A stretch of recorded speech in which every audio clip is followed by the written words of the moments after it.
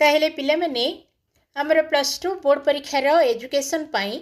Finally हमर पूरा बहिरू जेतिकी 2 एवं 3 मार्क वाला प्रश्न लास्ट मोमेंट रे सिलेक्शन हो पारिबो मु से सबु आपनक पई आनी देजी। ता सहित जेतिकी प्रश्न आम ए भिडियो रे देखिबा सबु गुडाक मु टार्गेट करिछि हमर ब्यूरो बही को कहीं परीक्षा रे हमर अधिकांश प्रश्न ब्यूरो बही रु ही आसी थाए। तेणु ब्यूरो बही को टार्गेट करके 2-3 मार्क वाला प्रश्न बाछि बाछि सिलेक्शन करके पूरा बही आपण मानक दे देछि। जेते कम हो पारिबो मु सेतिकी देछि जा फल रे गोटे पिलाटा पढिबो आ परीक्षा रे टिके भल मार्क रखि पारिबो। ओके तेबे आगुर मध्य मु एजुकेशन रो बहुत किछि वीडियो देछि सेति पय टिके व्यस्त थिले म देई पाइ नथिली से वीडियो गुडा को भी प्लेलिस्ट रे अछि आपण माने जाईकी देखि पारबे। तो मोट उपरे जेहेतु एटा हमर ब्यूरो बही एटा हम पय बेसी इंपोर्टेंट रहिबो तेणु निहाती भाव रे ए गुडा को आमे टिके बेसी इंपोर्टेंस देकी रेडी होबा। ताहले आसिला हमर प्रथम प्रश्न रे रहिछि शिक्षण कोन। तो शिक्षण कहिले आमर विभिन्न प्रकार शिक्षण अच्छी जमती कि जहाँ भी आम शिखा शिखी सारा पर आम तो जानीदेवा जेहेतु शिखिले तापर आम ताकू अभिज्ञतार लगेगा ताकू ही आमर शिक्षण कहुए। आउ शिक्षण आमर विभिन्न प्रकार अच्छी जमती कि उदाहरण गोटे दिखाई देखिपे कंप्यूटर न जानिबा जड़े लोक कंप्यूटर जानी नथिला किंतु परे से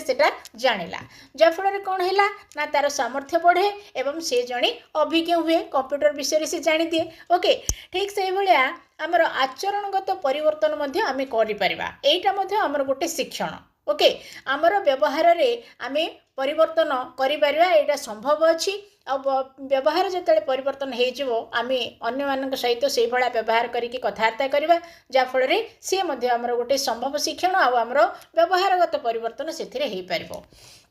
नेक्स्ट आमर आउ गोटे अच्छी कौन ना नूतन प्रत्यय एवं व्यवहार शैली आविष्कार शिक्षण जोटा एबे आम डिस्कसन कली ये भी आमर सेटा जहाँकि आमर आभ्यंतरीण आ बाह्य व्यवहार रे प्रतिफलन गठि थाए। आभ्यंतरीण आ बाह्य माने कौन आभ्यंतरीण माने आम निजे निजको केमती चलैबा आ बाह्य माने आम बाहर लोक सहित केमती चलैबा सी भी आमर गोटे शिक्षण। तापर आमर लास्ट पॉइंटटा होची शिक्षण प्रभाव आपेक्षिक अटे यह संपूर्ण स्थायी किंबा अस्थायी नुहे। शिक्षणटा सब बेले स्थायी रहिबो बोली किछि माने नहीं माने आमे सब बेले ही शिखुथिबा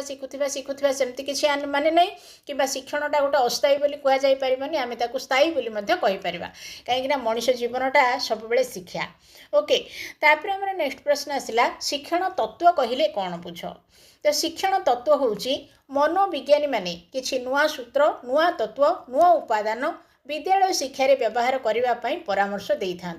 से गुड़िक हूँ आमर शिक्षण तत्व। यही तत्व मानक मध्यरु केते गुड़े तत्व है कौन ना प्रयत्न आउ प्रमाद तत्व अनुबंधित आउ अनुक्रिया तत्व आउ आमर अंतर्दृष्टि तत्व। तो मोट उपरे आम जदि शिक्षण तत्व कौन बोलिकी प्रश्न पचरा ताहेले जो उपाय जड़े किसी अधिक परिमाण रे शिक्षा पाई परिबो जो कौशल रे ताकू ही आमर शिक्षण तत्व बोलिकी कहा जाए। तापर हमर नेक्स्ट आसिला पर्यवेक्षणात्मक शिक्षण कौन। तो ये आंसर बड़ अच्छी ये आमर आंसर तो रेडी अच्छी आपण मैंने निजे यहाँ पढ़े पढ़ी मन रखिए। नेक्स्ट आमर आसिला समस्या समाधान ही शिक्षण बुझाओ ताने गोटे समस्या जिते बड़े आसी ताकू जदि आम निजे निजे समाधान करदेले से ही आम जापर जे आम कि शिखीगलु बोली। ओके तेणु कौन कहुई ना व्यक्तिर जीवन हूँ समस्यापूर्ण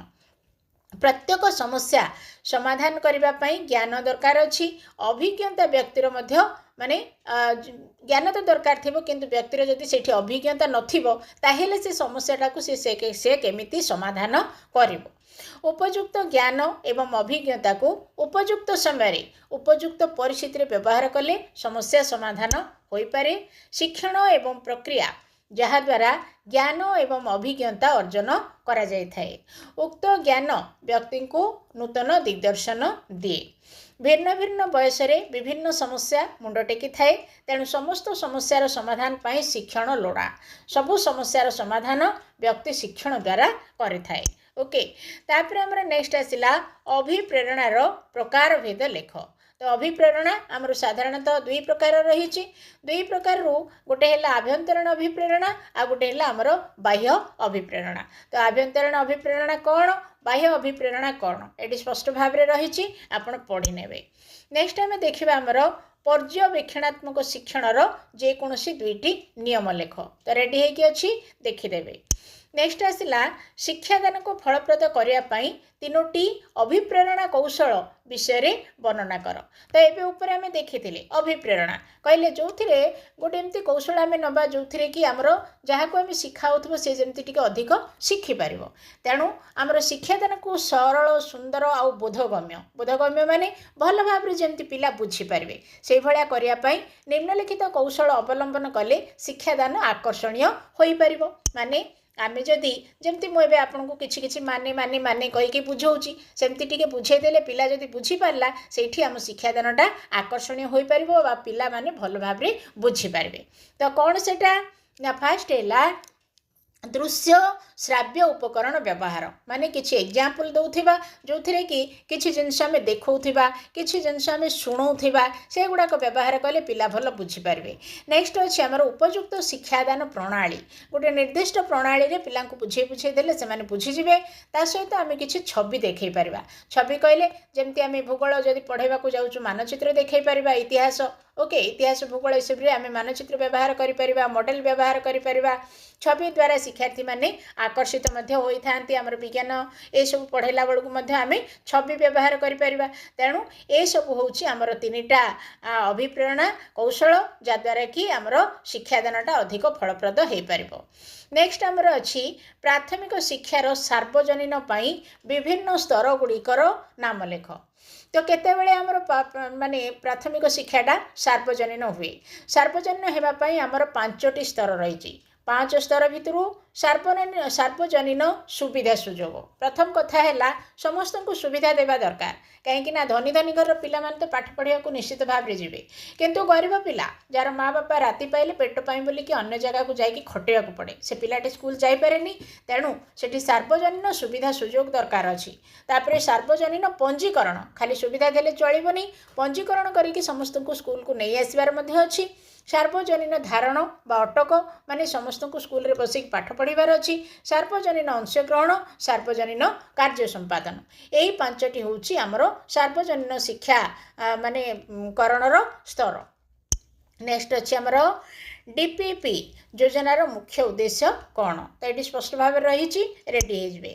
नेक्स्ट आसला आमर कलापट्टा अभियानर मुख्य उद्देश्य कौन कलापट्टा अभियानर मुख्य उद्देश्य जानिया पूर्व आम योजनाटा विषय जानवर अच्छी। यही योजना माध्यम प्रत्येक शिशुर घर ठारू 1 किलोमीटर व्यासार्ध मध्य प्राथमिक विद्यालय स्थापन प्राथमिक विद्यालय गुड़िकर अंततः पक्षे 2टी श्रेणीगृह जड़े शिक्षक परिवर्ते 2 जण शिक्षक व्यवस्था विद्यालय रे पाइखाना परिश्रागार खेल सरंजाम शिक्षा सहायक उपकरण इत्यादि जोगाई देवार व्यवस्था करा जायछि ताकू आमर कुहाजाए कलापट्टा अभियान। नेक्स्ट क्वेश्चन सर्वशिक्षा अभियान कहीं कार्यकारी होइथिला कहीं ना सबु पिला पढ़िबे कौ पिला पढ़िबे ना 6 ରୁ 14 वर्षर समस्त पिलांक पई बाध्यतामूलक शिक्षादान करवा जाफल आमर जो निरक्षर समस्याटा दूर हम एथिपाई आमर सर्वशिक्षा अभियान करा जायथिला। तापर नेक्स्ट अच्छी सर्वशिक्षा अभियानर मूल लक्ष्य कौन थिला तो ये रहा देखूँ एवं तो आम डिस्कसन करते 6 ରୁ 14 वर्ष पिला समस्ते आसिक जमी साक्षर हे सी तार मूल लक्ष्य। नेक्स्ट आसला आमर परिवेश प्रदूषणर कारण कौन तो परिवेश प्रदूषणर आमर 5टी मुख्य कारण अच्छी जो कारण गुड़ा कि ये आपण मानक स्क्रीन उपर देखा जाउची या उपर भी आगु आपण सहित डिस्कसन करमती कि आमर प्रथम कथा है ना परिवेश सुरक्षा को दृष्टि न देकी केवल विकास योजना करवा ता द्वारा कौन हुए ना परिवेश आमर प्रदूषण हुए कलकारखाना जदि बेसिकनी हो गला आम कहवा विकास करुचु विकास कला बेलू से जो धुआं सब बाहर जो पानी सब बाहर दूषित पानी से गुड़ाक सब कौन होमर नष्ट करुच्ची सब नदी नाल को सेमती दीर्घमियादी योजना प्रस्तुति रे दूरदृष्टिर अभाव बहुत दिन पर्यंत जो कलकारखाना प्रस्तुति करा जाउची देखा पड़ो आग को आ द्वारा प्रभाव कौन पड़ो। तापर आमर आसला दारिद्र्य तापर लाभखोर मनोवृत्ति माने जार जहाँ हो मोर लाभ हेले गला। नेक्स्ट आमर द्रुत शहरीकरण कहले जिते टाउन गोटे होती पाख आखिरी थी गछ गुड़ा को काटी दि जाऊँगी काटी देकी सहर पुणी चकचक कराब रोड कराब तेणु ता द्वारा आमर परिवेश प्रदूषण होउची। नेक्स्ट आमर परिवेश प्रदूषणर परिणति कौन ये तो भारी भयंकर परिणति तो ये रेडी होगी अच्छी एठू आपण मैंने निजे देखिए सिंपल भाषा लिखाई किसी भी आपंकर समस्या हेनी ओके आउ ये भी परीक्षा आमर पढ़ार बहुत ही संभावना रही जेहेतु परिवेश प्रदूषण बर्तमान सबुठारु बड़ समस्या। नेक्स्ट आसला परिवेश शिक्षा पाई शिक्षकों भूमिका कौन तो ये रेडी अच्छी रेडी हे तापर आमर आसला मानविक अधिकार कहले कौन बुझ मानविक अधिकार माने गोटे मनीषर जहाँ अधिकार रहा कथा ताकू ही मानविक अधिकार कहुए मनीष को मनीष भली और मर्यादार सह बंचवाक जहाँ जहाँ दरकार जो सब अधिकार दरकार ताहा मानविक अधिकार आंधेरी सार मतरे मानविक अधिकार एक अविभक्त पृथ्वीर शांति और जनमंगल स्वरूप यह मानव जीवन को चरितार्थ करने एक बलिष्ठ पदक्षेप अटे। नेक्स्ट आसला आमर शैक्षिक परिसंस्थान कहले कौन बुझ शैक्षिक परिसंस्थान माने परिसंस्थान कहले साधारणतः आमर चारिपट को ही बुझी थाए जो शिक्षा गोटे परिवेश रही थाए ताकू ही आमर शैक्षिक परिसंस्थान कहुए मु सिंपल रे कहीदेली बाकी रहा ये उत्तर अच्छी आपण मैंने रेडी हे। नेक्स्ट आसीगला आमर निम्नलिखित लब्धांग गुड़िकर गरिष्ठक निर्णय कर तो गरिष्ठक आम क्या कहवा केतेबेले कहवा आ कौन बोलिक ये आम निर्णय करवा तो यही तक हूँ आमर ये जी संख्या देती एतक हूँ आमर लब्धांक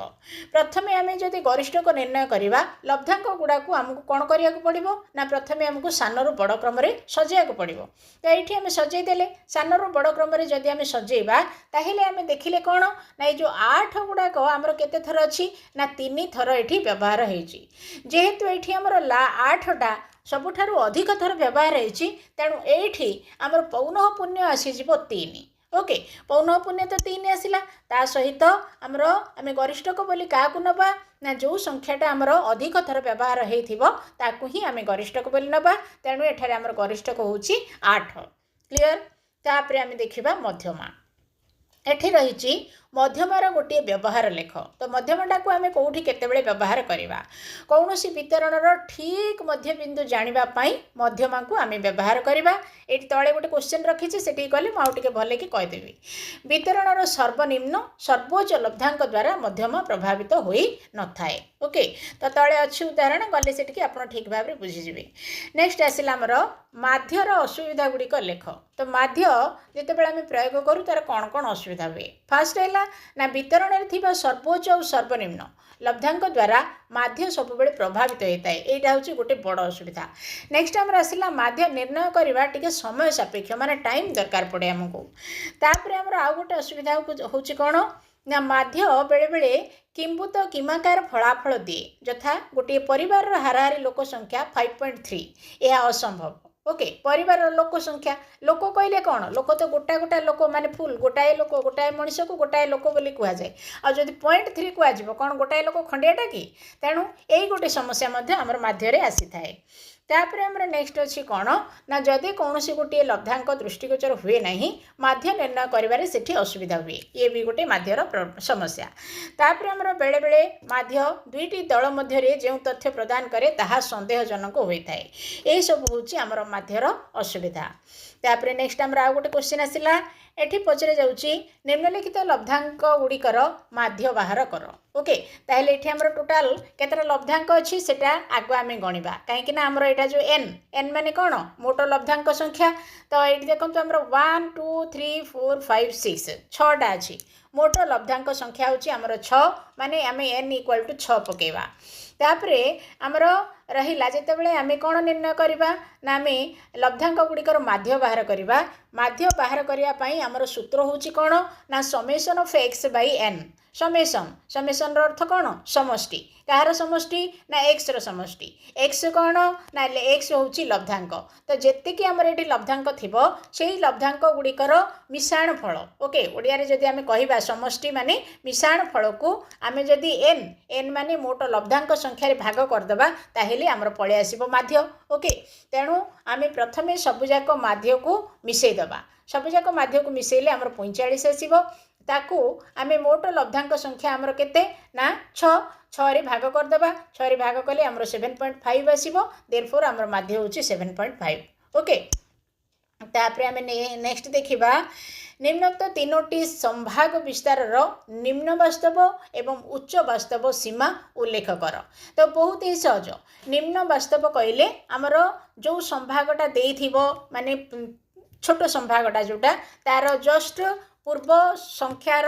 0.5 पूर्व संख्यार 0.5 मिसेक आम लिखा आउ जोटा आमर उच्च वास्तव देथिबो सेइथिरे 0.5 मिसेक आम लिखा ओके तेणु आमर एठी कौन हम ना 100 109 यही दुईटा संभागर जदि आम निम्न वास्तव आउ उच्च वास्तव लिखा ताहले 100 109 100 निम्न वास्तव माने ता पूर्व 0.5 कमेबा आम केते हम 99.5 उच्च वास्तव कहले 109 रे 0.5 जोड़ी आम लिखा बा मिसेक लिखा 109.5 ओके ठीक सेमती आमर 10 रु 14 तो 10 रु आम 0.5 माइनस करदेले केते आसीबो 9.5 सेमती 14 रे आम 0.5 मिसेबा 14.5 ओके यही भली भाव रे निम्न माने जो संभाग आम लिखापी 0.5 माइनस करके लिखा आउ उच्च संभाग लिखापी आम सॉरी उच्च वास्तव लिखापी आम 0.5 प्लस करके लिखा 80 आउ 84 80 कहले ता पूर्व संख्याटा हूँ 79 से 79.5 लिखा आउ 84.5 हूँ तार उच्च वास्तव ओके तापर आम देखा आमर निम्नलिखित संभाग गुड़िकर मध्यबिंदु निर्णय कर ये देला 10 रु 14 कहले ता मध्यबिंदु आसो आमर 12 नेक्स्ट 15 रु 19 तार मध्यबिंदु हम 17 20 रु 24 मध्यबिंदु हम 22 ओके ताहले एतिकी प्रश्न मु आपण मानकु सिलेक्शन रे देली तो वर्ष सारा बहुत किछि आपण पढ़िथिबे परिश्रम करथिबे किंतु एगुडा को ब्यूरो बही को टार्गेट करके मु देछि तेणु एतिकी रेडी हेकि परीक्षा रे जाइकि बसी पड़िबे ताहले वीडियो को शेयर कर दबा चैनल को सब्सक्राइब करके रखिबा थैंक यू।